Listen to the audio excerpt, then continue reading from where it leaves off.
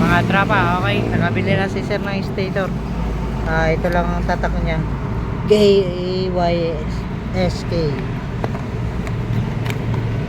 Genuine. Sa mga halagang 750 lang to. Kanyang stator. Sabay, itong tornilyo, tatlo. Yan, masyado makapal ito. Itong dulo niya kaysa doon sa luma. Yan.